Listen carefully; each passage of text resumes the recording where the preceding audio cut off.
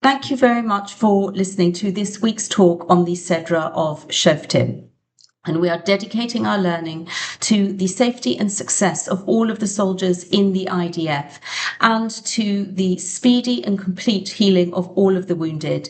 Refuah sheleima for Rivka Yittel bas Rochel and le'ilui nishmas Miriam bas Avrohom Hacohen.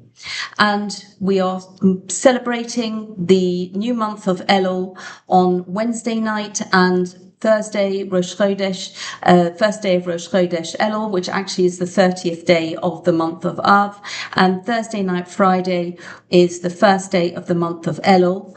We start saying Psalm 27, Tehillim Kaf Zayin, from the beginning, from the first day of Elul, right until the end of the festival of Sukkot. Some people say this chapter on Shmini Atzeres as well. And this is also synonymous with this time period.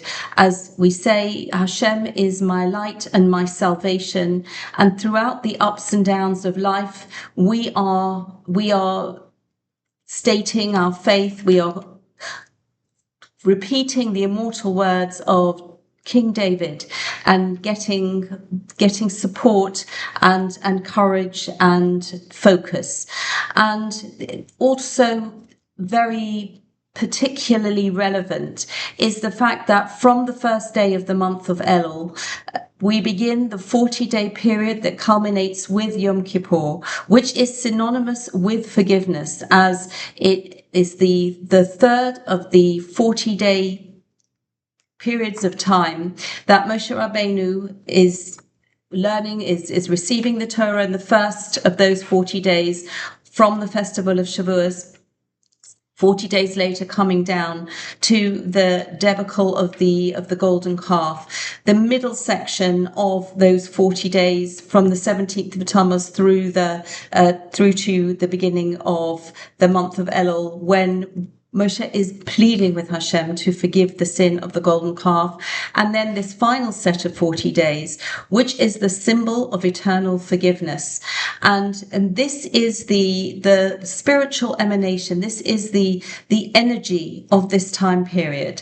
And this idea that is, as it were, the king is in the field, that Hashem is coming to us. So we have to make, in comparison, we just have to go out into the field as opposed to go to the palace and gain entrance into the palace. Hashem is coming to us. And it is this special energy that we can tap into. And looking at this idea of zoom out, zoom in, and focusing on the biggest picture, yet the smallest detail and the importance of the individual. I want to, in the Sedra of Shoftim, look at the last mitzvah, which is the mitzvah of Egla Arufa, which translates as the decapitated calf. And as we'll read through the verses that talk about this in chapter 21, and I think that we can see this interplay between the biggest picture, the society as a whole, and how important it is to have the mechanics of justice, which we begin the Sedra with when Hashem says, Shoftim v'shotrim titain locha, that you need to set up systems of justices and law enforcement as part of a just society. Yet when we come, we'll see in the mitzvah of Egla Arufa, we see how this overall structure is actually requires the participation of every single individual in order to truly make the society that we want to create. So just looking at the words in the Sedra of chapter 21, and I'll just read the translation.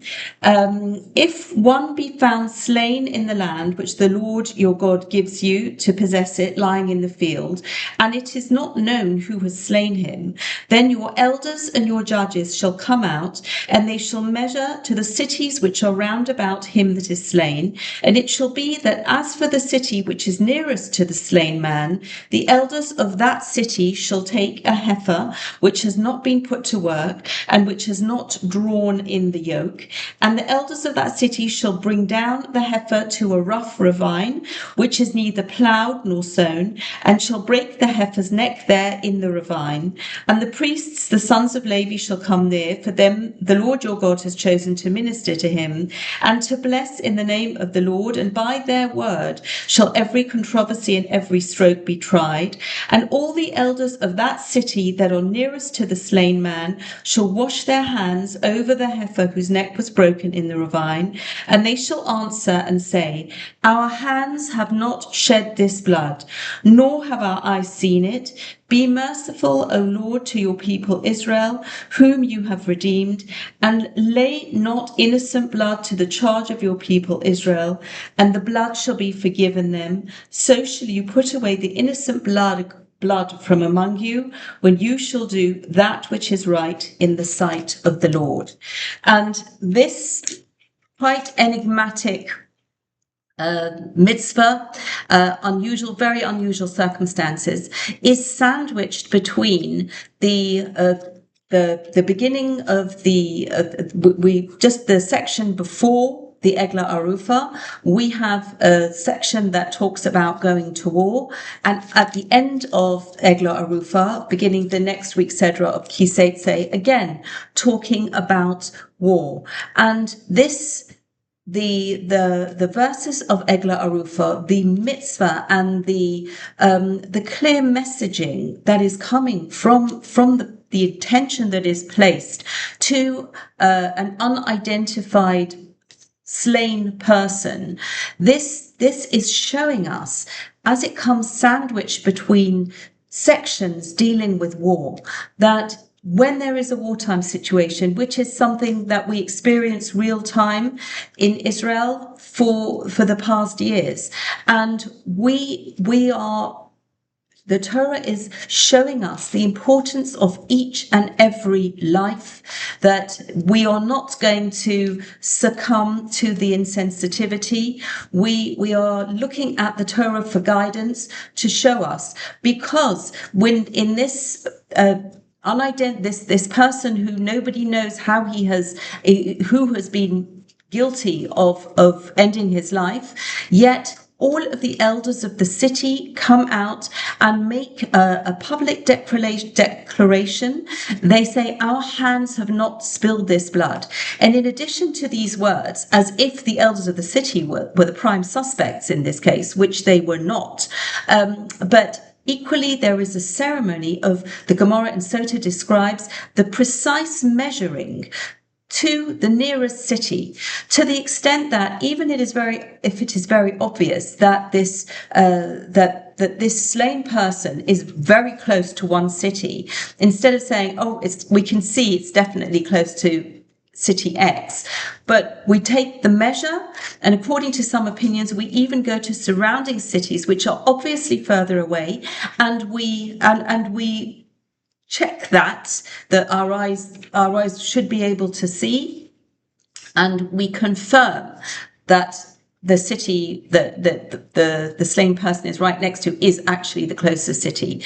And then the elders of the city are taking responsibility. So how does the Torah explain, the Torah Shebaal Peh, the Talmud explain that the elders have to take this personal responsibility? Not that they were the murderers and they actually murdered this person, but perhaps they didn't give him food. Perhaps they didn't accompany him out of the city. And as a result, he felt low, he felt lost, he felt abandoned. And in such a state of mind, if he is accosted by somebody who wants to rob him or harm him or kill him in any way, he doesn't have the energy to fight back. He doesn't have the will to fight back. So in the event that the leaders of the city have been remiss in providing that level of support, they make this very public declaration of responsibility. And this is something that is showing us on this very wide level, that you zooming out, that when you are in a position of leadership, this is something that falls upon the leaders to make sure that in addition to the apparatus of justice, that we also have the support, the emotional support, the physical support of providing food to people who are traveling, who may not have a place to sleep, and food to eat, and all of this, not only on the officials, but also on the individuals of the city. And this is something that the Ibn Ezra points out. And in a very interesting a section by Rabbi Emanuel Bernstein, he says that this is a message to the whole population. The fact that this tragedy could occur in the environs of the city is an indication that the city in a general sense is lacking. For had the residents of the city been sufficiently engaged in good deeds, the positive effects would have precluded such a disaster. Thus, the section concludes, if you wish to prevent tragedies like this from happening in the future, reinforce your commitment and dedication to doing what is just in the eyes of Hashem. And this is actually the words of the Torah, where it says, Ki ta'aseh hayoshar ba'einei Hashem. You will do what is right in the eyes of Hashem. And this is really giving us the opportunity to acknowledge that maintaining law and order, which is such an important part of the Torah-based society, of all human society, is not just on the shoulders of the officers and the agents of the judges, of the courts, of the law enforcement agencies. It is something that is in some way part of every individual's responsibility to be looking out for, to be part of a society where the priorities of doing what is right in the eyes of Hashem are the guiding light of how we live our lives. And I think this is a very fitting way to begin the month of Elul, to see how there is this interplay on the largest, looking at the themes of forgiveness throughout our history that are part of the month of Elul, the largest zoom out, and then zooming out to the Sedra and the construction of a society where the laws of the Torah will be upheld by designated officials, but equally every single individual is going to have a part in creating that society. It's not something that falls on the shoulders of the officials alone. In this way, we are able to embark on the first week of the month of Elul, really utilizing this gift of the time of Elul and the attitude and the spiritual energy of the month of Elul to properly prepare for Rosh Hashanah. May it come on the good for all of the nation and the individuals of Israel and for the world. Thank you very much for listening. Wishing everybody a Chodesh Tov and Shabbat Shalom.